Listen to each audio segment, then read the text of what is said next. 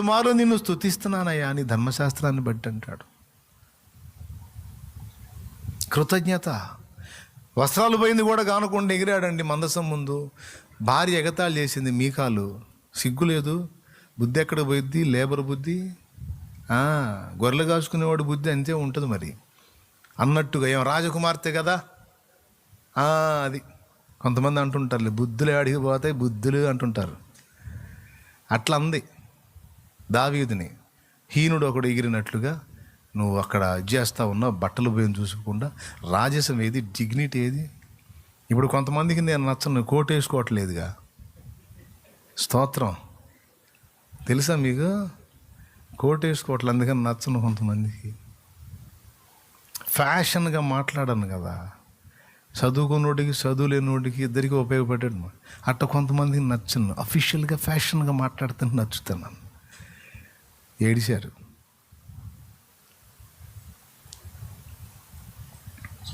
వాళ్ళు నన్ను మెచ్చుకోవాలని నేను వేసుకోను, నాకు వేసుకోవాలని కోరుకుంటే వేసుకుంటాను నేను కోటు.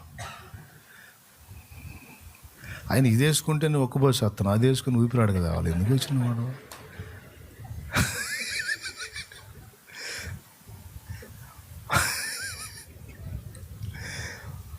వేరే ప్రాంతాలు అంటే చలి ఉంటుంది కాబట్టి లోపల ఒక వస్త్రం, పైన ఒక వస్త్రం, ఆ పైన కోటు వేసుకుని ఎన్ని తిప్పలు పడి వాళ్ళు చల్లి ఆపుకుంటాను. అది ఫ్యాషను, అఫీషియల్.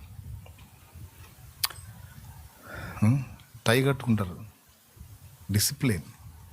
కానీ కాదు, లోపలికి హెయిర్ చల్లగాలి పోకుండా. చలి దేశాల్లో మరేం చేస్తారు?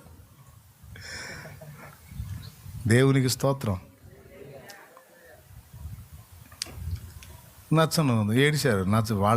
వాళ్ళు ఏదో అనుకున్నారు, నేను వాళ్ళ కోసం నేను ఏడేస్తాను, నేను ఇంతే ఉంటా.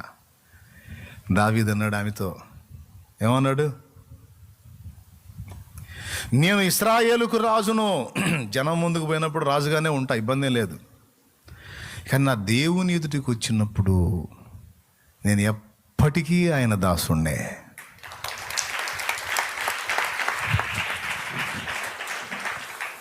మన ప్రవర్తనకు విలువ ఉంది బిడ్డలారా, గుర్తుపెట్టుకోండి. మన బుద్ధికి విలువ ఉంది, మన వ్యక్తిత్వానికి విలువ ఉంది, మన నీతి ప్రవర్తనకు విలువ ఉంది. ఎక్కడైనా కృతజ్ఞతాహీనంగా మనం ప్రవర్తిస్తే దానివల్ల కొన్ని నష్టపోతాం.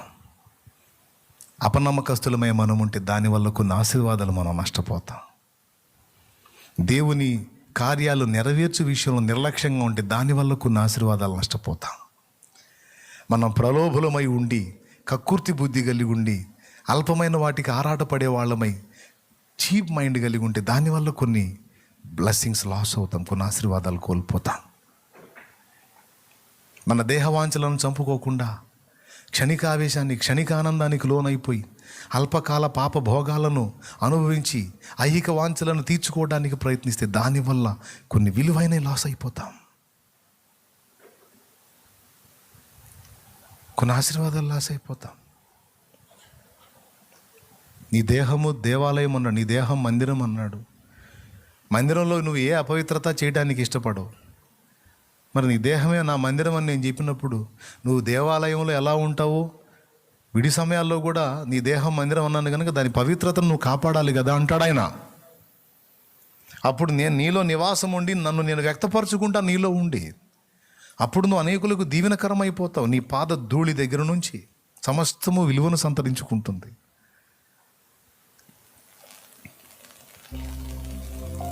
సేవకులకు దేవుడు చెప్పేది అదే తమ్ముళ్ళు. ప్రభు చిత్తం మీద ఒక పుస్తకం రాయాలనుకుంటున్నా, దీని మీద ప్రార్థన చేయండి, ఎప్పటికీ మీకు అందుబాటులో ఉండేటట్టు ఒక బుక్ రాయాలి. దైవజనం నుంచి దేవుడు ఏం ఆశిస్తాడో తెలుసా? నా బిడ్డల కోసం నువ్వు ప్రార్థిస్తున్నావు, ప్రయాసపడుతున్నావు, కాదని నేను అనట్లా. వాటితో పాటు నీ దేహ పరిశుద్ధతను కాపాడుకో. ఇదొక్కటి చేయనాయన, ఇంక అదనంగా నువ్వు ఏ చాకిరి చేయొద్దు. తల క్రింద పెట్టి కాళ్ళు పైకి లేపి తపస్సులు ఏం చేయొద్దు. అంత చాకిరి నేను నీకేం పెట్టను, కానీ చెడుతనం చేయవాకు. నీ దేహ పవిత్రత కాపాడుకో. అప్పుడు నేను నీలో నివాసం ఉంటాను, కంప్లీట్గా నన్ను నేను వ్యక్తం చేసుకుంటాను. అప్పుడు నీ దగ్గరికి వచ్చిన పిల్లల మీద నువ్వు అట్లా చేతులు ఉంచితే వారికి ఆశీర్వాదం లభిస్తుంది. సంఘానికి నువ్వు చేసే మేలు నానాలి. వారికి స్వస్థత కలిగిద్ది, వారి జీవితాలు బాగుపడతాయి. అలా చేస్తాను నేను. నువ్వు కాపాడుకో. నీ నోటిని కాచుకో, నీ కంటిని కాచుకో, నీ నడతను కాచుకో, నీ చేతను కాచుకో, నీ పవిత్రత కాపాడుకో, నీ హృదయంలో చెడుగు ప్రవేశించకుండా జాగ్రత్త పడు.